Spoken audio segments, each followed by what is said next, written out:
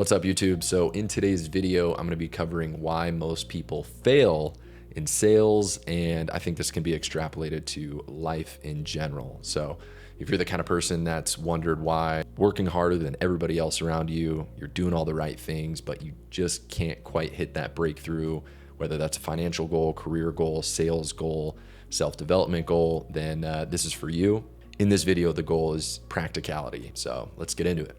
If we haven't met, I'm James Taylor. Over the last decade, I've been absolutely obsessed with the art of sales, high-level communication, ethical persuasion, influence, the mind, neuroscience, philosophy, all things self-development. I've been in multiple different industries, but majority of my sales experience comes from what I believe is the most raw and most difficult form of sales, which is the door-to-door sales industry.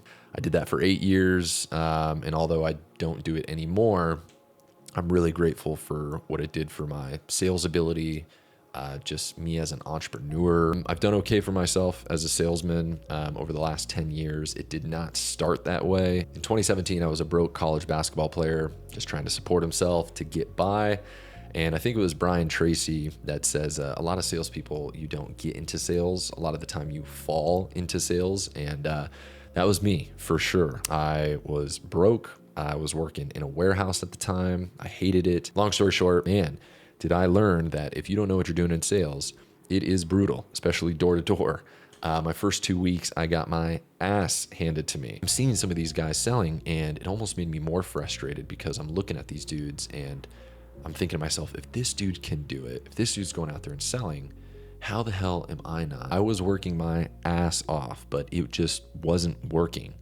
And it was because I wasn't aware at the time, and I didn't realize something that most people never realize. And this is the first concept that I want to make really clear to you guys. Your results at the deepest level will never be determined really by your actions. At the deepest level, it will always be determined by your self-image. The problem with a lot of people getting into sales, and I think just in life in general, for anyone that's working their asses off year after year, but just not quite getting the results that they want, is that their subconscious self-image, who they really believe they are, is in complete disalignment with the person that they want to become. And in that situation, that was definitely me. Deep down, I believed that I was just some college athlete and that I had no sales experience, no business experience. So I couldn't be successful at this. And that's what I would tell myself kind of unconsciously without being aware of it before I started to dive more into the mind and neuroscience and how all this stuff, affects your life. And so in this video, I want to go over practical steps that I've learned through a bunch of trial and error and studying this stuff like crazy of how your self-image creates your reality and how to reprogram yours to make sure it's in alignment with the person that you want to become. I'm no neuroscientist by any means. I'm just a regular dude that's been obsessed with this stuff over the last decade or so, and through trial and error, figured out what works and what doesn't, for me. And at the time when I was this struggling, broke college athlete trying to get into sales, trying to become a confident salesperson, I wish I had somebody explain this kind of stuff to me, because this isn't, once again, motivational fluff BS. This is neuroscience. If there's anything you should be interested in, it should be that, because if you haven't realized it, your mind literally controls everything in your entire life. So my goal is that if I can at least help one person with this information,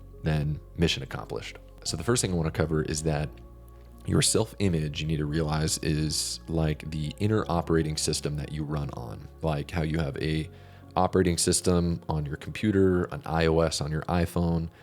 This is your self-image is the deep-rooted subconscious beliefs that you hold about yourself and the world. And neuroscientists sometimes call this your self-concept. But science says that between when you're born and about 7 years old is when we form our personalities and our self-image.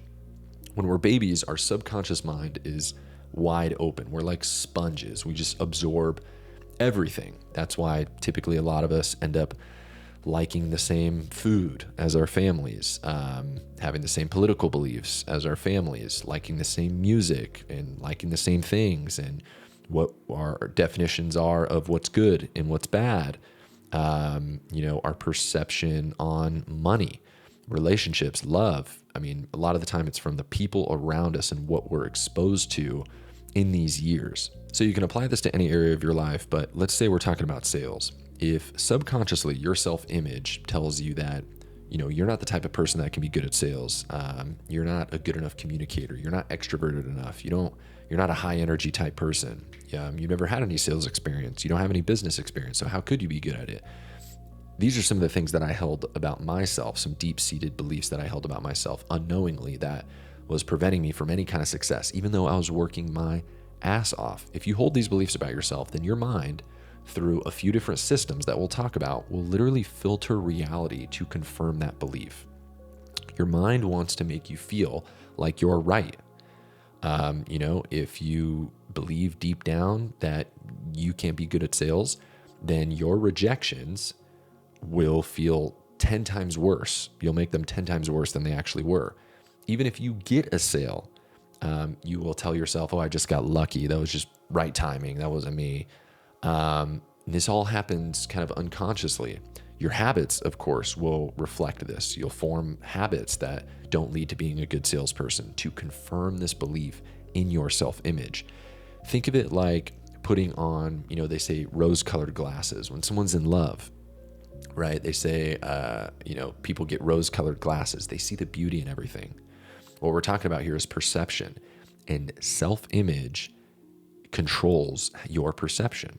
It controls the glasses that you wear in any situation. Two people can be looking at the same thing, but see the situation totally differently, right? Easiest way, to think about this is some people see the glass half full, some people see the glass half empty. That's all based on perception, and your perception is controlled by your self-image. I remember this one particular kid, absolute stud, comes to me in person after a sales training meeting. Great social skills, communicative, high energy, all that stuff. Tells me, gives me the spiel that, I've heard a million different times, and my other sales trainers know. I'm doing all the things right. I'm saying all the scripts the right way. I'm doing the objection handling the right way. I'm closing. I'm doing the price. It's just not working. I don't know. It's just not working out there for me. And at the time, I was more experienced, and I had been studying things like this, neuroscience, the mind, self-image, and applying it to my own life to help myself out. And so at this time, when I would do sales trainings with people, I wouldn't just listen to their scripts and make sure their scripts were right. I would look for, beneath the layers to figure out if there was a subconscious belief they were holding about themselves that was being expressed in their pitch, that wasn't, helping them close deals. And I could tell immediately what was going on. He held this self-image, this belief that he was just a nuisance and that he was just out there bothering people. And I know that some of you guys are thinking, door-to-door salespeople are annoying. They can be. There's a lot of bad salespeople out there in general, especially door-to-door guys. Our goal is never to bother people, never to harass them. Anyways, but he just had this self-image. So of course it got expressed in his body language, and overall just as a lack of confidence and kind of a nervousness whenever he was around people. Even though he knew his scripts, he was working really hard. He was talking to a lot of people. No matter how hard he worked, as long as he held this self-image, it was going to hold him back. So because I was a little bit more experienced at the time, of course I worked with him on his pitch, but I also talked a lot with him and asked him certain questions to get him to reframe this perception that he created for himself. And once, I was able to get him to kind of step out of this, I'm just a nuisance, I'm just bothering people kind of self-image and perception, his closing rate went up immediately. He just started crushing it because he already had all the other ingredients. But as long as your self-image holds you back, you can never outperform your own self-image. Can't remember who said that, but a really good self-development coach. You will never be able to outperform your self-image. So now I want to talk about what I call the 3 levels of self. And this is so important. If you get anything from this video, I hope it's just this understanding, because I wish somebody was able to explain this to me when I first started. It would have saved me a lot of time, a lot of heartache, and a lot of problems. The 3 levels of self is the term I use to describe. Number 1, your conscious mind. This is who you think you are, okay? Your subconscious mind, level 2. This is who you deep, seated believe who you are. based on what we talked about, ages 0 through 7, when we form our self-image. This is where your self-image is. It's subconscious. You don't have to think about it, right? These are the glasses that you view the world through, right? Once again, to give you another example, we all know that negative person, no matter how good the situation is, they always find something negative because they're wearing those negative glasses based on their own self-image, right? It, reframes their perception. Okay, but that's level 2. And then level 3 is your behavior, the body, basically, your behavior, your habits. And here's what neuroscience tells us, which is absolutely crazy. Neuroscience proves that about, they can't get to an exact percentage, but 90 to 95% of all of our habits and our actions come from our subconscious and our self-image. 90 to 95% of our habits. Now, habits are unconscious a lot of the time. We don't have to think about them. That's the kind of the definition of habits. These are actions that we take, subconsciously, that we don't even really think about. They're kind of just on autopilot. And 90 to 95% of them are based on our self-image. So once again, you can think in your conscious mind however much you want to that, I want to be great at sales. I will be great at sales, or, any other thought. You can hold that thought.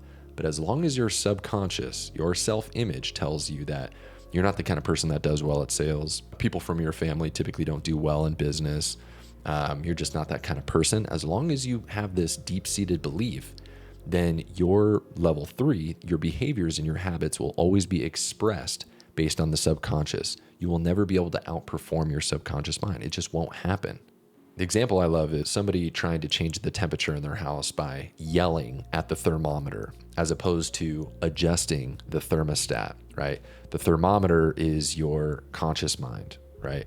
The thermostat is what actually controls everything. You can yell at the thermometer all you want. You can tell it it's going to be successful. You can, do the affirmations to it, as much as possible, but the temperature is not going to change unless you adjust the thermostat. And this is why there are so many people out there that work their asses off their entire lives. I have family members who worked incredibly hard throughout their entire lives, but don't have much results to show for it because the subconscious mind always prevails. If deep down you don't believe that you're the kind of person that can be successful, if you don't work on your mind and do the inner work to change these deep-seated beliefs about yourself, then your reality will always match this self-image.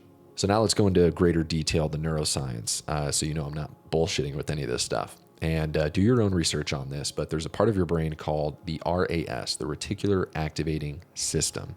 And this system is what's responsible for literally filtering reality to confirm these subconscious beliefs that you hold about yourself. It's kind of what controls your perception and the glasses that you wear throughout life. Have you ever noticed when you buy a certain kind of car, like a blue Honda, for example, and you start seeing blue Hondas all over the place, where you're like, where the hell did all these blue Hondas come from, right? Or you buy a Tesla, you start seeing, Teslas are always all over the place, but you know what I mean? You buy a certain kind of car and you start seeing it all over the place when you didn't really notice them before as much. The cars were always there. Your RAS just filtered them out because they weren't relevant to you. Now that they are relevant to you, you start seeing them all over the place. So if you hold this belief that you're not the kind of person that does well at sales, your RAS system will literally filter reality to confirm this. You'll really notice and amplify rejections. You'll feel them a lot more than maybe someone else who believes they're a natural closer who just kind of brushes it off. You'll really let it affect you. You won't notice when maybe someone is a buyer and they're showing interest. You'll kind of filter that out. And you'll only really focus on your mishaps and the things that you do wrong rather than the small improvements that you're making. Whereas someone who's super optimistic, who has this belief, we all know that one friend who thinks he can literally do anything, right? No matter if he's never done it before.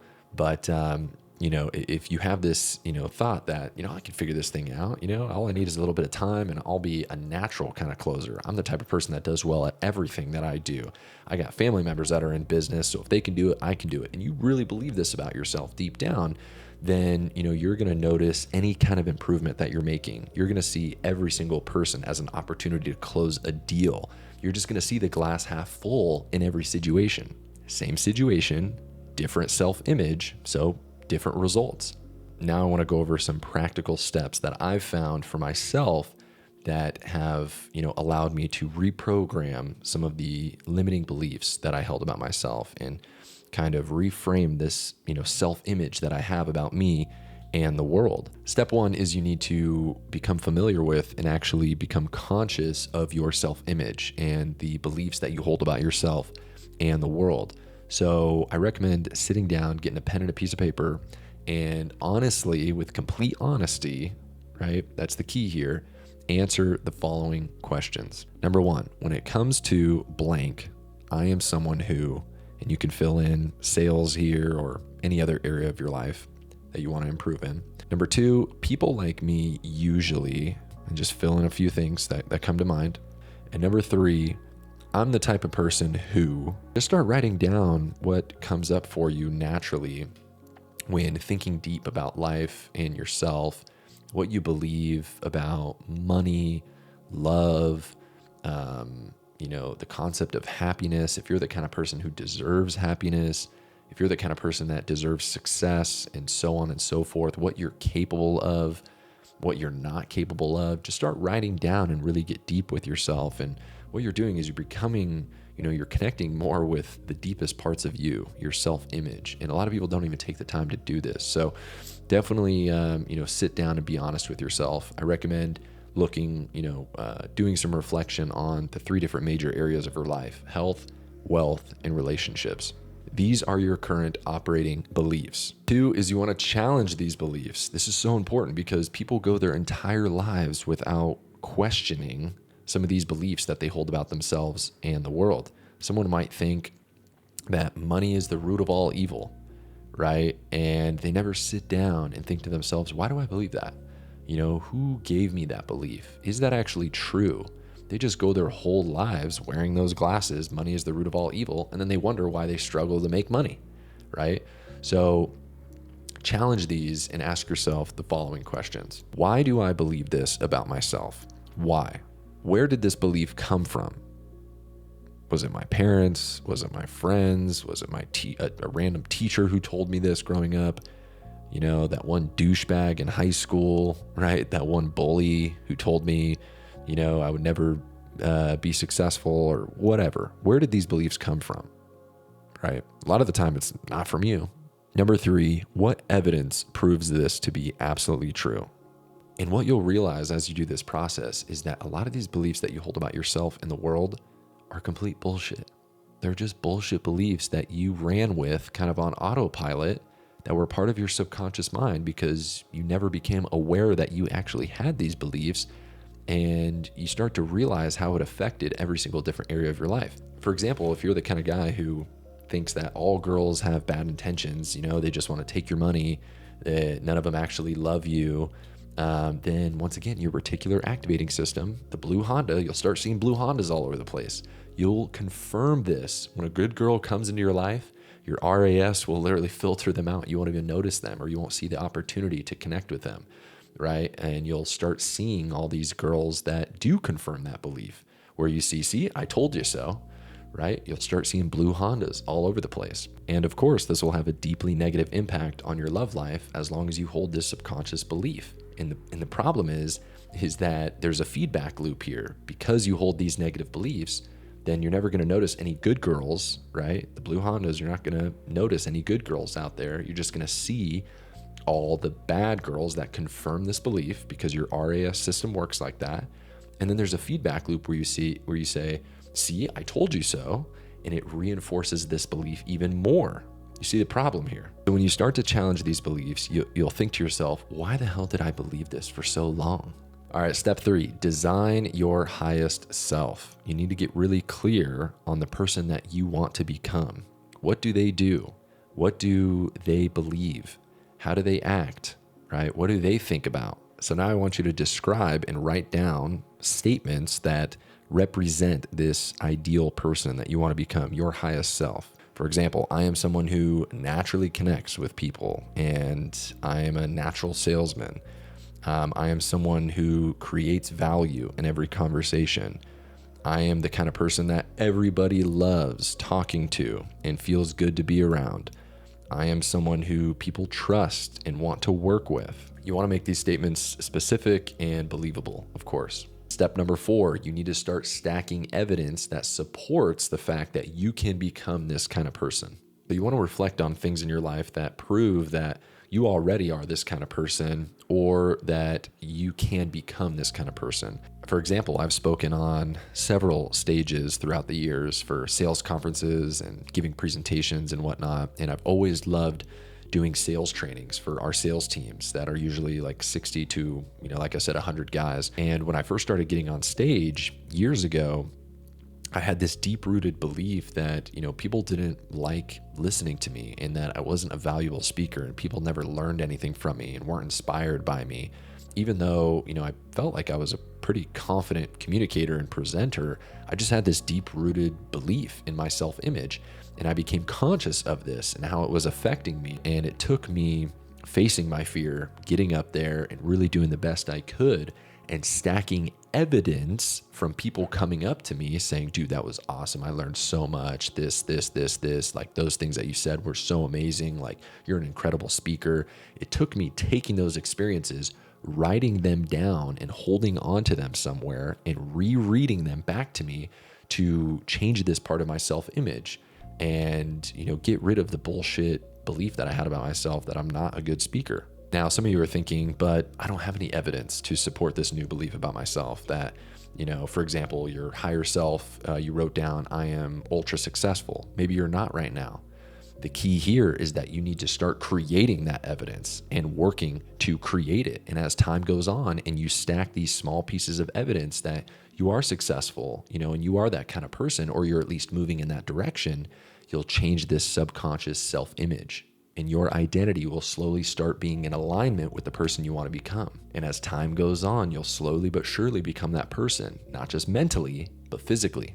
This is the process that we all go through to get good at literally anything. Think about the sport that you played growing up that you absolutely loved. When you first started, you sucked, but you had this belief, at least to some degree, that you could be a great player eventually. If you kept working at it, if you kept practicing, you could become good at that sport.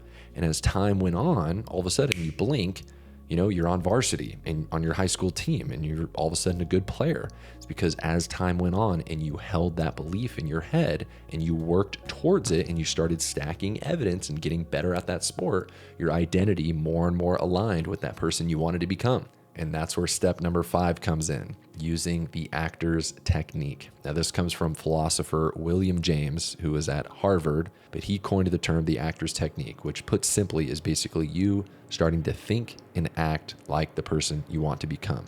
You have an idea of the ideal person you are. You have an idea of your current self-image and the beliefs that you hold about yourself. The easiest thing to start doing is to start thinking and acting like that person. Your inner world and your outer world are a reflection of one another. You've probably heard somebody say reality is a mirror, right? They kind of dance with one another. Not only does your self-image dictate your results, right, in life and what your reality looks like, but as we've talked about, there's a feedback loop, right, where your results reconfirm this identity. Quick example.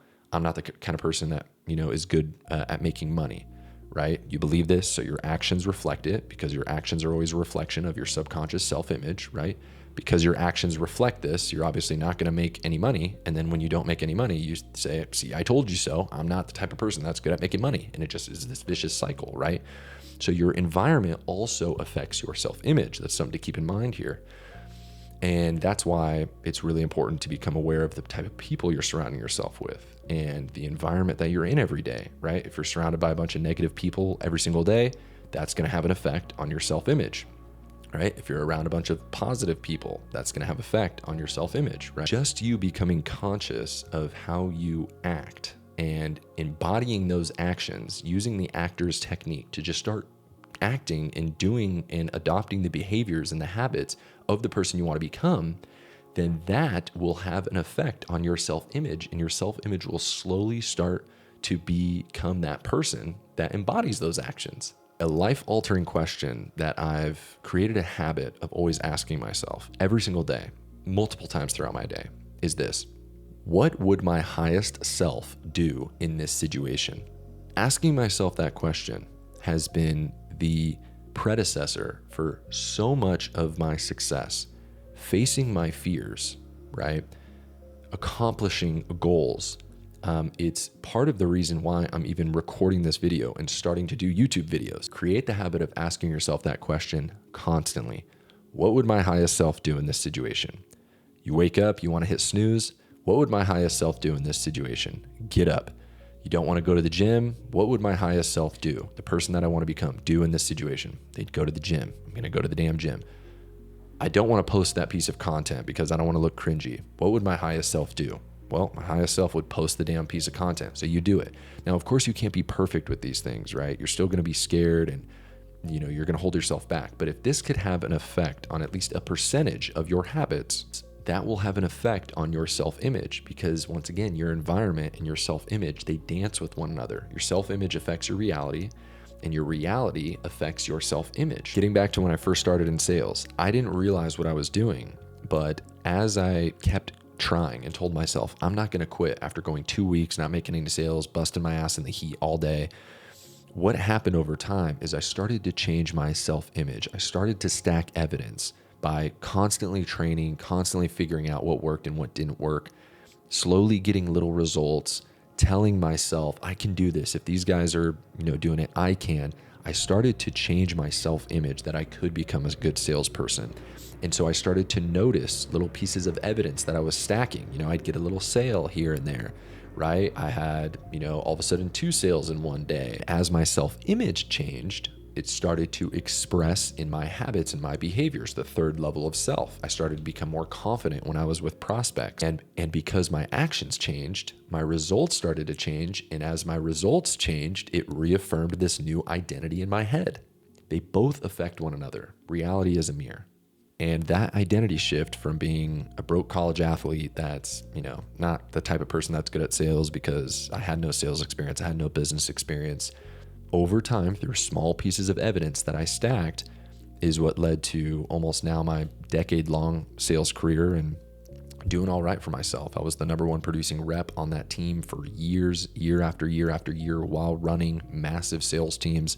I was the first to hit multiple record milestones. And I don't say this to impress you, but in the words of Bob Proctor, I say this to impress upon you that if I can do things like this and I can make changes to my self-image, you definitely can too. So if you're the kind of person that, wants to get in shape, wants to start that business, wants to improve the relationships, wants to make money, right? Wants to start posting that content, it's all self-image. I promise you, when you really get to the layers of this stuff, it's all self-image. Doing the inner work on this stuff, on your self-image, is one of, in my opinion, the keys to living the life that you want to live. Whether that's in sales, which I talk a lot about, but like I said, you can apply this to every single other area of your life.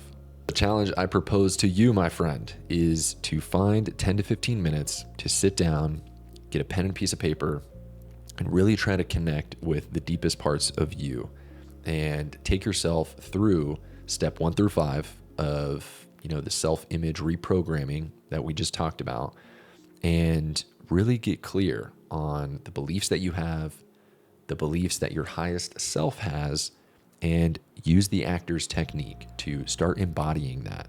And the key here with all this stuff is you're never going to be perfect, but hopefully I've made at least one of you conscious of this, because a lot of people, they go their entire lives without realizing that this is going on, that their self-image is holding them back. They don't even know what a self-image is. They've never even heard of this stuff. They've never looked into neuroscience and all this. So hopefully just you becoming aware of it, that's the first step. So next time you catch yourself falling into old identity habits that resemble your old self-image, the self-image that you want to run away from, you can be conscious, aware of that, and go, hold on a sec. What does my highest self do in this situation? And if you can just correct a small bits here and there of your behavior and your actions, then over time, this is going to have a massive compound effect on your life. That's all I got. Appreciate you for watching. I've enjoyed this, talking in greater length than on my Instagram, TikTok, all that stuff. Make sure to follow me there if you want to see a lot more content. I'm just starting here on YouTube, and I'd love to hear from you. Let me know if you found this enjoyable, if you found this valuable, or if you think it's all bullshit and I'm just BSing you and none of this stuff is science backed, sure, let me know. That's just going to help me figure out how to best serve you guys and how to provide as much value as possible, because that's really what I love doing, is sharing this information, because I know how much it's done for my life. And if you're interested in sales, business, philosophy, self-development, neuroscience, the mind, that's what I'm really passionate about. I'm not, some guru on this stuff or claiming to be some world-renowned expert. Like I said, I'm just a dude who spent a lot of time studying this stuff, who has real results from all the stuff that I talk about. And I definitely have experience, but I'm still learning every single damn day. I'm still getting better. I'm on the same journey all you guys are on, of trying to figure out this damn thing we call life, and how to make it into the life that we want. I appreciate you for watching, and subscribe. Wow, speaking of self-image, I never thought I'd be a person saying that when I was a kid watching all these YouTubers, but appreciate you for watching, and I'll see you in the next one.